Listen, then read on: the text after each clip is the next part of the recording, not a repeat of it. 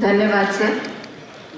A very good evening to the dignitaries on the dais and all the invitees in this center. It is a matter of honor and pride for me to introduce our esteemed guest, Colonel R.S.N. Singh, to this august gathering. Colonel R.S.N. Singh is a former military intelligence officer who later served India as a raw agent for a long time. He was commissioned into the Indian Army in 1982 in the 5th Battalion of the Bihar Regiment. He is a real patriot and many a times he has risked his life for a cause to serve the nation. He has given talks on geopolitical defense and strategic issues, particularly from an Indian perspective. He is a nationalist. He is a fine orator. He moves around the country and gives speeches. He makes people aware of the present-day challenges of India. He is a firebrand speaker and a supporter of Hindutva technology. You can find him in TV debates very often, speaking as a defense expert. He is an author of internationally published books, The Military Factor in Pakistan, Asian Strategic and Military Perspective, The Unmaking of Nepal, and Know the Anti-Nationals.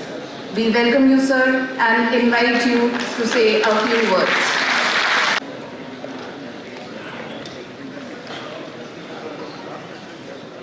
देवियों और सज्जनों,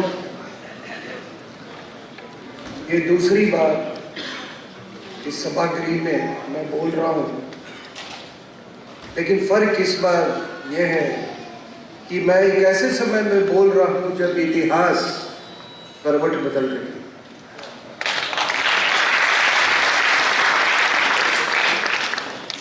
गंगा का मिलाप काशी विश्वनाथ से हो चुका है और अब नंदी का मिलन शंकर से जल्दी हो गया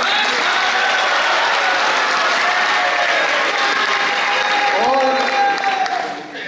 इसके सूत्रधार हरिशंकर जैन जी और उनके होनहार पुत्र विष्णु शंकर जैन जी। तो देवियों सज्जनों, न्यूक्लियर साइंस में एक शब्दावली इस्तेमाल होती है क्रिटिकल मास। क्रिटिकल मास यानी कि वो मास जहां से चेन रिएक्शन शुरू होता है, जब अणु का विस्फोट होता है, जब अणु टूटता है, तो जब तक क्रिटिकल मास होगा वो नहीं हो सकता है, ठीक है। और उसके बाद वो स्वयं संचालित होता रहता है। इसके कंट्रोल अलग है। तो अगर हम हिंदुस्तान के क्रिटिकल मास की बात करें तो उसमें काशी, मथुरा, अयोध्या ये क्रिटिकल मास है। और इन तीनों में जो सबसे ज्यादा क्रांतिकारी काम किया है जिन्होंने, वो आज यहां बैठे हुए।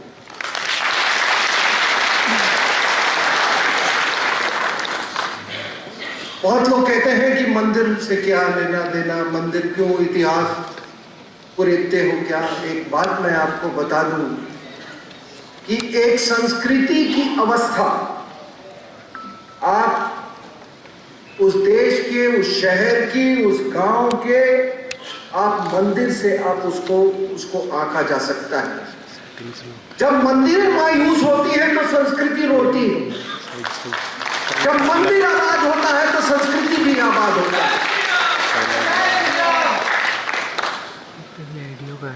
और देवियों और सज्जनों, एक अभी जो भी घटनाएं कुछ घटी है, मैं ज्यादा उस पर मैं प्रकाश डालूंगा। उनके साथ ये रावण के साथ जाने के लिए मना कर दिया और उस जगह पे आज भी एक मंदिर है। ये मैं नहीं बोल रहा हूँ, ये टाइम्स ऑफ इंडिया का। दूसरी एक जगह है आगरा के पास में, विसरेखा ऐसे कोई जगह है जहां मानते हैं कि रावण और उसके भाई वहीं पैदा हुए थे वहां भी दशहरा नहीं मनाया जाता है। वहां के जो सारस्वत ब्राह्मण हैं वो दशहरा नहीं मनाते हैं। वायनाड की बात मैं कर रहा हूं। चुनाव सभा में जमाइते इस्लामी और पॉपुलर फ्रंट इंडिया के ज्यादा झंडे थे कि बनिस्पत की कांग्रेस के झंडे के, इसलिए इसने वायनाड चुना। और 3-4 जिले हैं जिसको मालाबार रीजन बोलते हैं, आजकल वो मांग कर रहे हैं अलग मालाबार की। वो 3-4 जगह, ये कोझिकोड, ये कनूर, ये वायनाड, ये 3-4 जिले जो है ये ऐतिहासिक रूप से बहुत ही मतलब ये जिहादियों का गढ़ रहा है। वो इस इलाके को उसने इसीलिए चुना क्योंकि उसे मालूम है कि कौन सी ताकतें उसको फिर सत्ता में बिठा सकती है। और अगर किसी पॉपुलर फ्रंट ऑफ इंडिया के बैन होने पर किसी को सबसे ज्यादा अगर नुकसान और दुख है तो वो इस व्यक्ति को। इसलिए उसने ये वायनाड कॉन्स्टिट्यूएंसी उसने चुना। दूसरी बात, आजकल हिजाब की बहुत चर्चा है ना, हिजाब को लेके मामला सुप्रीम कोर्ट में भी है। और आपको मैं अंबेडकर ने क्या कहा है हिजाब के बारे में थोड़ा वो भी बता दूं आपको। उन्होंने अंग्रेजी में लिखा है, उसका मैं हिंदी रूपांतर देने की कोशिश करता हूं। अंबेडकर साहब ने हिजाब के बारे में लिखा है कि ये पर्दा की जो परंपरा है, ये पर्दा की परंपरा बुनियादी रूप से मर्द और औरत की जो वासना की जो भूख होती है उसके संदेह से पैदा हुआ है, उसके संदेह से पैदा हुआ है। और उस संदेह के बीच में ये दीवार बनाने का काम करता है। और फिर अम्बेडकर साहब कहते हैं कि एक मुस्लिम, उसे जिंदगी में महिलाओं से बहुत कम संपर्क होता है। या तो उसका संपर्क अपने परिवार में बूढ़ी महिलाओं से होता है या नहीं तो बच्चियों से होता है, और वो भी बड़े सीमित रूप से। उसके बाद अम्बेडकर साहब कहते हैं कि जो अगर किसी समाज में ऐसी सामाजिक व्यवस्था हो तो वो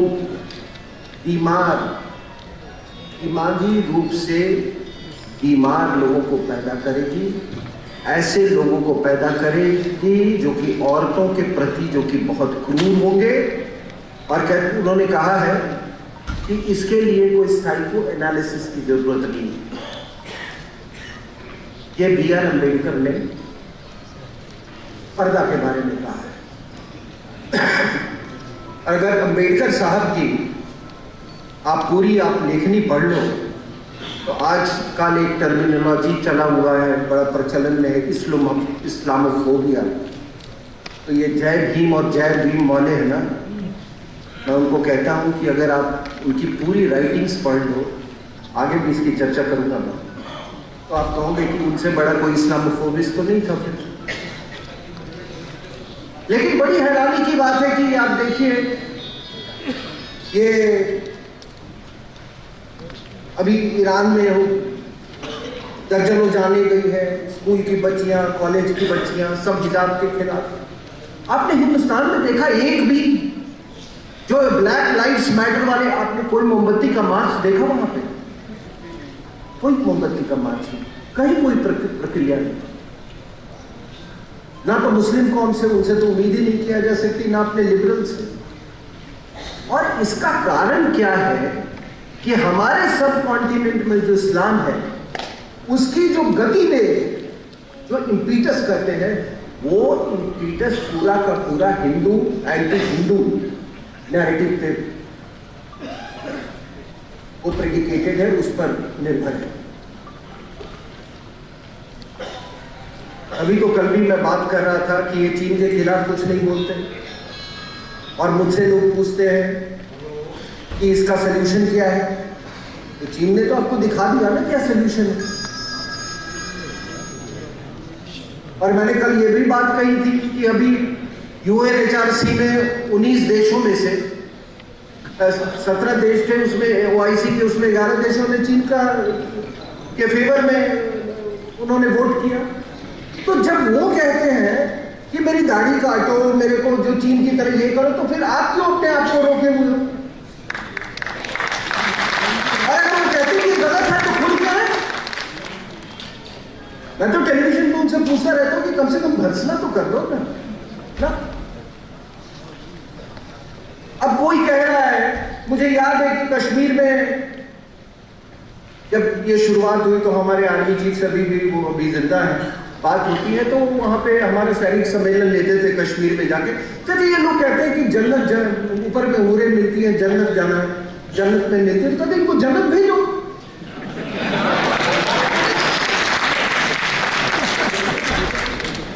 जो जन्नत जाना चाहते हैं उसको आप भेजो उसको जन्नत।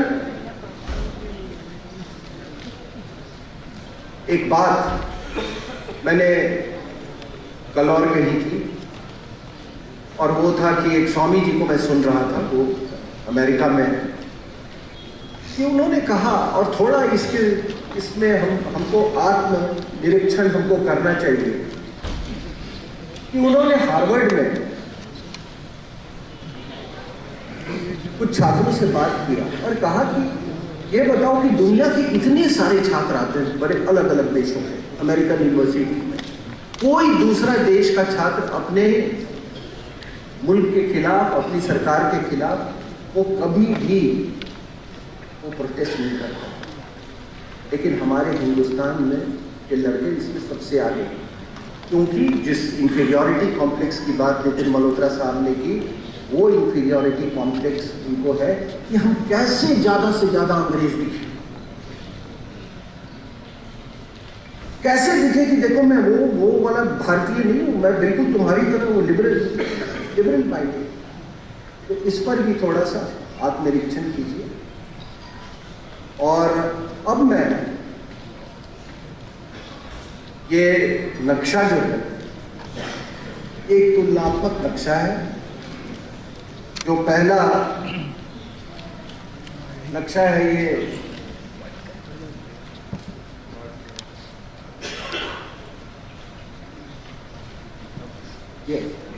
ये पहला नक्शा जो है ये 2010 में बनाया गया था, और ये 12 साल के वक्फे के बाद ये वाला जो सबसे लेटेस्ट नक्शा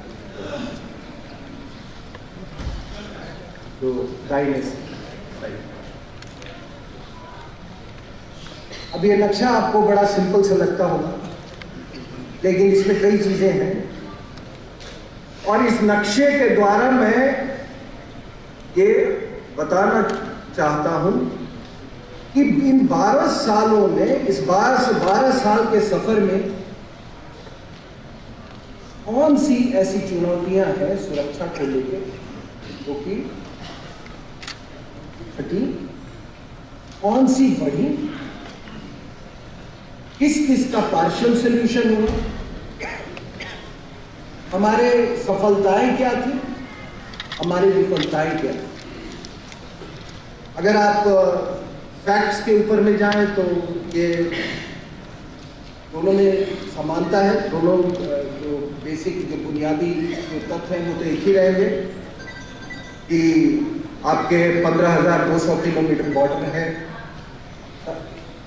700 किलोमीटर 7,500 किलोमीटर कोस्ट लाइन है, ठीक है। ये जो आप देख रहे हैं, उस समय मैंने एक लाइन इलाहाबाद से नीचे मैंने ड्रॉप की थी, इसको मैंने इंडियन फॉल्ट लाइन बोला था, कि इसके पश्चिम की तरफ जो विकास का दर था कहीं ज्यादा था और पूरब की तरफ कम था। ये 2010 की बात कर रहा हूं। ये जो आप देख रहे हैं उस समय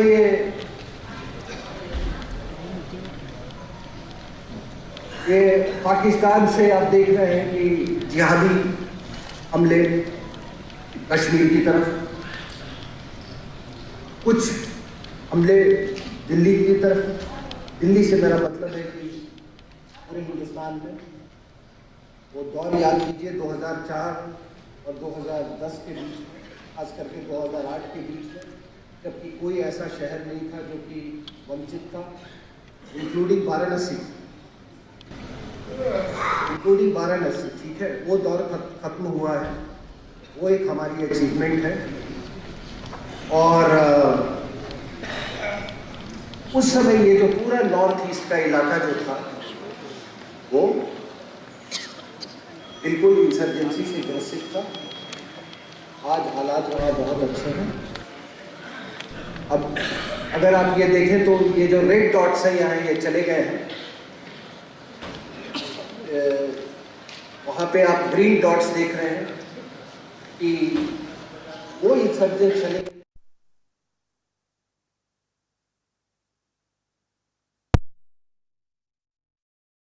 वाली बात क्या है, ये जो देख रहे हैं, ये जो कॉरिडोर है, इसको हम तिरुपति टू पशुपति कॉरिडोर बोलते हैं, ये नक्सलाइट कॉरिडोर। इसमें काफी सफलता मिली है। हालात पहले से कहीं ज्यादा अच्छे हैं। विदेशी महिला के शासन में उसका डायरेक्ट, उसकी रुचि थी इस कॉरिडोर में। उसकी जो national, so called national advisory council जो थी, जो कि एक असंवैधानिक एक संस्था थी, वो सब माओवादियों से भरी हुई थी। राजनीति के तहत अपने ही पार्टी के लोगों को मरवाया गया। विद्याचरण शुक्ला और वो नहीं, तो मैं नक्सलाइट्स की बात करता हूँ। क्या था, महेंद्र कर्मा, दोनों की हत्या की गई। उसी हत्या के बाद उसके एक लेफ्टिनेंट दिग्विजय सिंह ने आपका राजबब्बर ने पब्लिक मीटिंग में छत्तीसगढ़ में कहा था कि ये क्रांतिकारी है। वो कहना चाहता था कि नहीं, किसी शुक्ला को मारा, ठीक है ना, अपनी पार्टी के लोग। महेंद्र कर्मा, इसी शुक्ला की बात कर रहा हूँ। इसमें बहुत कमी आई। खतरा जो है, जो मोदी साहब बार बार कहते हैं कि इनका जो अर्बन नक्सल्स जो है, जो आपके सुप्रीम कोर्ट में, हाई कोर्ट में, न्यायालय में जो अर्बन नक्सल्स मिलते हैं, और कभी कभी मुझे हैरानी होती है, ये माननीय जब कुछ वकील सब गंदी शक्लें लेके हर उसमें, आप मैं नाम नहीं लूंगा, पहले तो पूरे बाप बेटे की एक टीम थी, ठीक है ना, वो हर जो हिंदुस्तान के खिलाफ चीजें उसमें वो TIL लेकर चले आते हैं, और उनको जज साहब लोग इतनी इज्जत देते हैं, इतनी इज्जत देते हैं कि मुझे आज तक ये समझ में नहीं आया। और हमारे बेचारे जो सीधे साधे वकील करते हैं, उनको तो अंग्रेजी में डांट वाट के वहीं भेज देते हैं। कम से कम कभी तो जज साहब लोग को पूछने चाहिए कि ये तो तेरे को पैसे कौन देता है, ये कहां से तू हर दूसरे दिन मेरे पास चलाता है। तो ये इनका जो ये बहुत धूमिल हुआ है। ये जो रेड एरो देख रहे हैं आप, तिरुपति टू पशुपति, ये काफी ये हुआ है। ये एक हमारी सबसे बड़ी उपलब्धि है। ये आप जो देख रहे हैं, ये तो काबू में आया है माओवादियों का, लेकिन उससे कहीं ज्यादा खतरनाक ये देखिए, ये पॉपुलर फ्रंट ऑफ इंडिया का ये ग्रीन एरो, ये पशुपति टू तिरुपति टू पशुपति, ये पूर्वी रूट इन्होंने लिया था। लेकिन ये PFI वाला जो ग्रीन डॉट्स देखते हैं, तो green I take 10 more minutes। ये ग्रीन जो डॉट्स देख रहे हैं आप, ये कहाँ से शुरू होती है?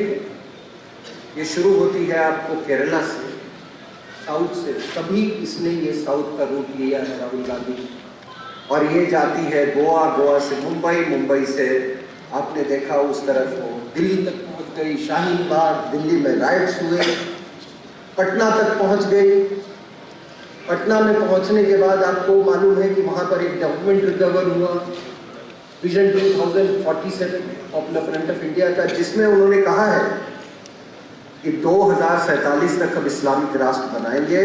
और उस डॉक्यूमेंट पे साफ लिखा हुआ है कि हम कभी भी हिंदुस्तान पे मोहम्मद में नहीं थे, हमने अल्पमत में रहते हुए भी हमने हिंदुस्तान पे राज किया है। अगर 10% भी मुसलमान हमारे साथ आ जाएं तो हम इन कायर हिंदुओं के ऊपर में फिर अपनी सत्ता स्थापित करेंगे।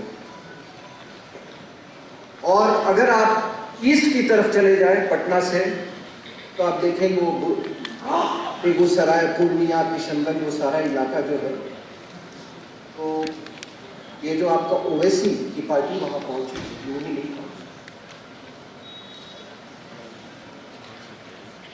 ये इनकी सोच बिल्कुल ग्लोबल है। ये हमारी और आपकी तरह यूपी, बिहार और उसके तर्ज पे ये नहीं सोचते हैं, चाहे वो माओवादी हो, चाहे वो जिहादी हो।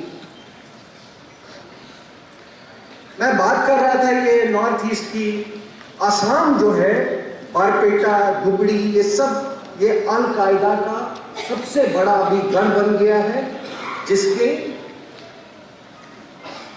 जो कि पीएफआई का एक्चुअली जो पेट्रन जो है, पीएफआई एक ग्लोबल जिहादी ऑर्गेनाइजेशन। बाकी आप सबको मालूम है उनकी करतूतें क्या है। तो ये कार्रवाई अगर नहीं की जाती तो एक ऐसा ये खतरा है कि एक खतरा हमारे लिए, एक होता है अंग्रेजी में वर्ड होता है डेंजरस, एक दूसरा होता है परनिशियस, अत्यंत। तो ये जो सरकार ने इसको बैन किया, ये बहुत टाइमली था। जहां तक नॉर्थ ईस्ट की बात करते हैं, तो मैं पुष्पेंद्र जी के साथ गुवाहाटी गया था, और एक व्यक्ति थे जो कि कम्युनिकेशन टावर्स के बिजनेस में थे। तो उन्होंने कहा कि मैंने सारे कम्युनिकेशन टावर्स नागालैंड में लगाए और मुझे किसी को हफ्ता नहीं देगा था। तो जो मैं देखा था नॉर्थ ईस्ट को और अभी में बहुत फर्क है। और सबसे बड़ी बात है कि आपने अखबारों में पढ़ा होगा कि पहले क्या होता था कि जितने नॉर्थ ईस्ट के, जितने भी नॉर्थ ईस्ट में ऑफिसर्स पोस्टेड होते थे, वो अपना एक घर उनको अलाउड था दिल्ली में रखने के लिए। अब सरकार ने उसको डिसकंटिन्यू कर दिया है, कोई स्पेशल अलाउंस नहीं है। इसका मतलब ये इस सरकार की सबसे बड़ी उपलब्धि है। बाकी उपलब्धि 370 हटा, 370 के हटने से लद्दाख में एक नई ऊर्जा है। जम्मू में हम लोग साथ गए थे, मैं और पुष्पेंद्र जी, वहां एक नई ऊर्जा देखने को मिल रही है। और कश्मीर में भी उनके थोड़े थोड़े लेकिन काफी होश उनके ठिकाने आ गए थे, पत्थरबाजी बंद है। लेकिन उसमें दो, जो मैं कह रहा हूं, जो नए जो हमारे थ्रेट्स हैं, उस नए थ्रेट्स में एक सबसे बड़ा है कि खालिस्तान है। और मुझे इस बात को कहने में कोई हिचक नहीं है कि आज जो वहां पे सरकार जो है पंजाब में इस पार्टी की, उस पार्टी की डायरेक्ट पाकिस्तान के आईएसआई से साठगांठ है। और वो पार्टी सारे बॉर्डर स्टेट्स को कब्जा करने की कोशिश कर रही है। तो एक सबसे बड़ा खतरा हमारे देश में आया है कि अब पाकिस्तान जो मिलिट्री इंटेलिजेंस एस्टैब्लिशमेंट है, आईएसआई, वो अब पॉलिटिकल पार्टीज भी यहाँ पर हिंदुस्तान पे फ्लोट कर रही है। एक आपने देखा, पंजाब की बात कर रहा हूँ, और आपके बंगाल में भी वही है, उसी मिजाज की पार्टी है, ठीक है, जिहादी मिजाज की पार्टी। और सबसे बड़ी बात है कि बंगाल में अगर पूरा बांग्लादेश का आप बॉर्डर ले लें तो 4100 किलोमीटर बॉर्डर, उसमें 2200 किलोमीटर वेस्ट बंगाल के साथ है, जिस पर ये जिहादी महिला आज यहाँ पर चीफ मिनिस्टर बनी है। और वही नहीं, जो वो सेंसिटिव चिकन पर नेक बोलते हैं, उस पर उसका राज्य है वेस्ट बंगाल का 158 किलोमीटर बॉर्डर भूटान के साथ। तो अगर आप देखें तो ये राजनीति भी एक तरह से, राजनीति का स्वरूप है, वो भी एक बहुत बड़ा खतरा बन सकता है। और बाकी अभी जो सबसे बड़ा थ्रेट मुझे दिख रहा है वो है ड्रोन। जो फेंसिंग लगी थी, मैं पंजाब में उस समय भी मैंने अपनी सेवाएं दी थी, जहाँ पे जब बॉर्डर फेंसिंग नहीं था। आज वो सेवाएं जो हैं वो बॉर्डर फेंसिंग के बाद भी किया, लेकिन आज लगता है कि ड्रोन के कारण जो एक डिटरेंस था, एक बाधा जिस तरह इस स्तर की थी, वो बाधा में कमी आई है। यही नहीं, एक पूरी इंडस्ट्री चल रही है, हथियार ड्रॉप हो रहे हैं, हथियार ड्रॉप हो रहे हैं और वो साउथ की तरफ जा रहे हैं।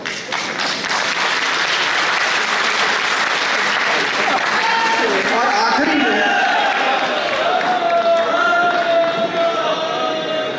आखिरी में देखिए, दो बातें। एक है कि इनका मानना है, हमारे नेशनल सिक्योरिटी एडवाइजर का, कि जिस युद्ध की आप कल्पना करते हैं वो युद्ध के तरीके बदल गए। आज जो सबसे बड़ा जो तरीका है वो है सिविल सोसाइटी को सबवर्ट कर देना, उसको, उसकी लॉयल्टी को बदल देना।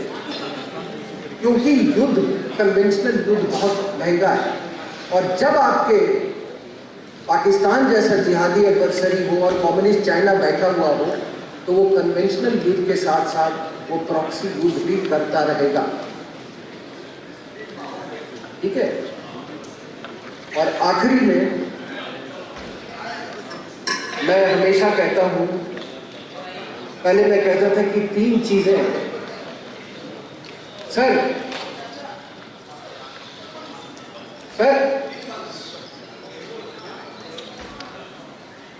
विथ योर परमिशन, आप बोलिए, आपको सुनने के लिए हम सब लोग यहाँ करते हैं। नहीं, हम